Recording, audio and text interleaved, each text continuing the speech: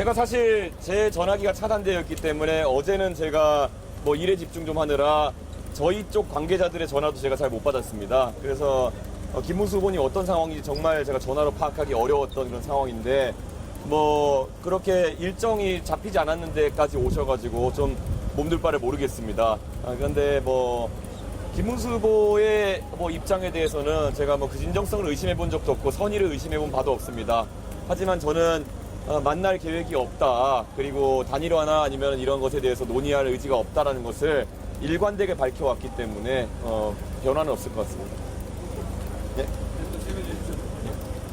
지금 사전투표율이 역대급을 기록하고 있는데 어떻게 보고 계십니까? 아무래도 지난 6개월 동안 대한민국의 혼란에 대해서 많은 유권자들께서 이제는 빨리 끝나야 된다라는 생각을 하고 계신 것 같습니다. 그래서 높은 사전투표율로 나타나고 있는데요. 저는 이번에 정말 높은 사전투표를 넘어서 정말 투표율 80%, 90%를 넘는 그런 결과가 나왔으면 좋겠습니다. 이런 위기를 극복하는 상황 속에서는 높은 투표율이 그 결과의 정당성을 또 부여할 수 있기 때문에 많은 분들이 참여해 주셨으면 좋겠습니다. 사전투표를 마치셨고 전날 기준은 지지율 두 자릿수 유지 중이신데 공당 전략이 어느 정도 대선에 파악이 들어졌다고 생각하십니까? 저는 사실 이번 선거에서 아직까지 의사결정을 하고 계신 그런 미래지향적인 유권자들이 더 계시다 이렇게 생각합니다. 그래서 더 지지율이 오를 것이다 이렇게 예상하고요. 무엇보다도 이번 TV토론 과정을 통해 가지고 이재명 후보가 정말 피상적으로 답변하는 모습, 그리고 오히려 질문에 대해서 질문으로 답하면서 시간을 끄는 모습, 그리고 오히려 제가 나이가 좀 젊다고 해가지고 항상 훈계하려고 드는 모습, 이런 것들을 보면서 대한민국의 젊은 유권자들이 많이 실망했을 것이다 이런 생각을 하고 있습니다. 대한민국의 미래에 대한 여러 가지 질문, 그리고 현실성을 묻는 질문에 대해 가지고 훈계하듯이 그렇게 답하는 자세, 그게 상대 후보에게 하는 자세라면은 대한민국 국민, 일반 국민들에게는 어떻게 할지 상상도 가지 않습니다. 우리 국민들께서 그런 부분을 잘 파악하셔야 될 것 같습니다. 예? 또 질문 있으면? 토론회 때 하신 발언과 관련해서요. 예. 어떤 단어를 가지고 여성 유무가 아니다. 대표님은 남성 유무는 괜찮냐 이렇게 말씀을 하고 계신데 제가 참 민주당이 생각했다는 것이 참 그 정도라는 게, 처음에는 이것이 뭐 커뮤니티발 허위 사실이라는 식으로 이야기했었는데 어제 마침 언론의 공개로 이재명 후보 아들의 구약식 공소장이 나오게 되면서 그 발언이 실제 처벌받은 내용에 포함되어 있다는 것을 유권자들이 알게 되었습니다.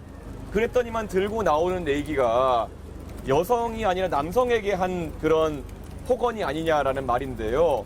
사실 제가 또 이게 입에 옮기기도 민망하지만은 그 표현이 남성에 대한 표현과 여성에 대한 표현을 결합시켜 놨고 마지막에 여성에 대한 표현으로 끝나는 것입니다.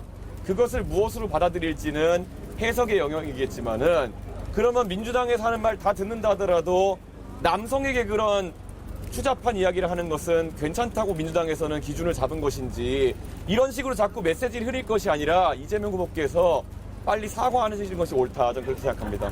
예.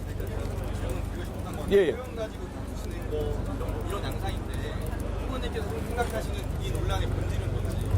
저는 이재명 후보가 그 가족의 어쨌든 이런 아주 안 좋은 모습에 대해 가지고 물타기로서 일관하고 있다, 그리고 메신저 공격으로 일관하고 있다라는 점을 지적하고 싶은 겁니다. 거기다가 오히려 그 수준이 단순히 반박하는 수준을 넘어가지고 국회의원이 사실에 맞는 부합하는 이야기로 검증을 했는데 거기에 대해서 본인이 답을 제대로 하기 싫다는 이유로 국회의원이라는 헌법기관의 신분의 사람에게 제명을 거론하면서 이렇게 협박한다는 것은 이분이 도대체 어떤 삶을 살아온 건지 좀 궁금하다 이런 생각이 듭니다. 예. 질문 있으십니까? 예.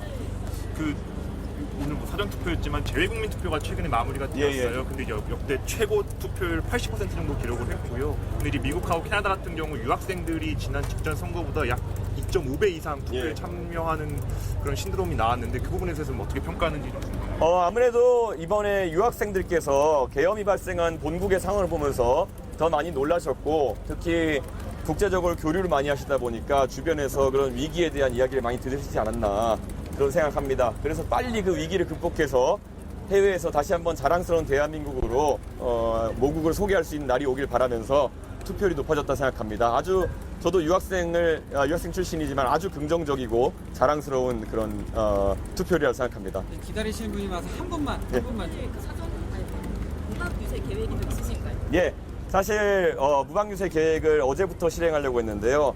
어제는 내부적으로 기자회견 준비하고 이런 상황 때문에 하지 못했습니다. 오늘부터 무방유세를 하면서 수가 많지 않더라도 대한민국의 구석구석에서 밤늦게까지 새벽까지 일하시는 분들과 함께 할 수 있도록 하겠습니다. 예.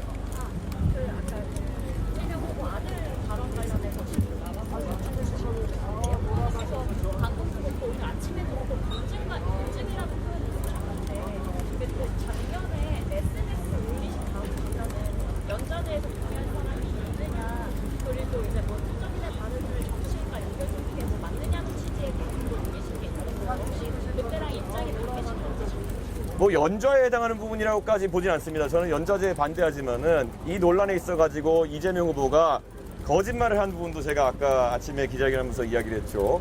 실제로 이 도박 논란 관련해서는 지난 대선 때는 이재명 후보가 해명할 때 뭐 사과를 하긴 했지만은 뭐 한 1,000만 원 정도 되는 돈을 잃은 것 같다. 그러니까 도박의 어떤 경미한 사안이었다 이렇게 얘기했는데 이번에 상습적인 도박이었고 2억 3천만 원 가까운 도박 자금이 투입됐다는 것이 드러나면서 그때 해명한 것과 아주 다르다는 것이 드러났고요.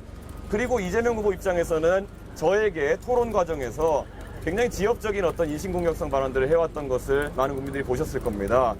뭐 샤워를 했느냐 이런 것들이 사실 국회의원 입장에서 제가 답해야 될 것인지도 모르겠고 굳이 말하자면은 지난 계엄에서 계엄 해제를 위해 표결에 참여하지 않은 사람들이 있었고 17명의 민주당 의원이 있었고 심지어 지역구가 국회에 아주 가까운 의원마저도 거기에 참여하지 않은 것이 있었고 그분이 민주당 선대위의 핵심 관계자입니다. 저는 그런 분에서 반박을 하고 있었는데 이재명 후보가 계속 그런 인신공격성 발언을 했기 때문에 제가 이재명 후보의 그런 거짓된 면에 대해서 제가 지적할 수밖에 없었던 것이고요. 무엇보다도 제가 처음에 이걸 시작했을 때 다시 말하지만 권영국 후보가 그 두 번째 TV 토론에서 저에게 여성 혐오나 여성 갈라치기에 대한 구체적인 사례 없이 계속 지적을 해왔기 때문에 제가 권영국 후보에게 하나의 사례로서 이것을 물어보기 위해서 사실상 익명화한 상태에서 권영국 후보에게 물어봤던 것이 시작이라는 것을 알려드리겠습니다. 네, 아니 죄송한데 이제 너무 많이 기다리고 있어서 짧게 그러면 좀. 어쨌든 그런 발언들이 뭐 커뮤니티나 이런 데서 나타나는 게 문제라고 생각하셔서 그런 부분을 이제 지적을 하신 것 같은데 그럼 그런 커뮤니티 같은 곳에서 이런 발언들을 좀 없애기 위해서 가이드라인을 정비한다는 식의 정책 저는 커뮤니티는 자유의 공간이라 생각합니다. 그 자유의 공간을 어떻게 활용하느냐는 개인의 그런 문제인 겁니다. 우리가 지금 여기 서 있는 광장도 우리가 이렇게 정치를 이야기할 수 있는 공간이기도 하지만 누군가는 고성방가하는 공간이 될 수 있는 겁니다. 그렇기 때문에 저는 인터넷상의 웬만한 검열에 대해 가지고는 뭐 아동 성착취물이라든지 아주 문제가 되는 상황을 제하고는 검열은 최소화해야 된다. 그런 생각을 하고 있습니다. 그렇기 때문에 저는 이재명 후보의 아들분은 그 자유의 공간에서 방종을 한 것이고 그것이 일탈행위를 넘어가지고 범죄에 이르게 된 것이지 제가 그런 아주 특별한 저는 살면서 한 번도 생각해 본 적이 없는 굉장히 상상력 넘치는 그런 발언을 한 인사 하나 때문에 자유가 제약돼서는 안 된다 생각합니다. 하나만 더 줄게요. 지금 그 블랙아웃 기간인데 네. 이번 그 토론의 발언 논란이 지지율에 좀 어떤 영향을 미친다고 보시는지. 저희가 뭐 자체적인 조사를 하고 있는 것이 있지만 큰 영향은 없는 것으로 지금 보이고 있습니다. 예. 예. 선거 많이 해보신 거고 네. 신분이 들어오신 김종인 위원장이 예. 15% 예상하셨거든요. 예. 이 시점에서 현실적인 목표 한번 여쭤볼게요. 김종인 위원장님이 저한테 정치를 많이 가르쳐 주셨는데 항상 김종인 위원장 뵈면 제가 그렇습니다. 그 장관님보다 제가 청출어람하겠다고.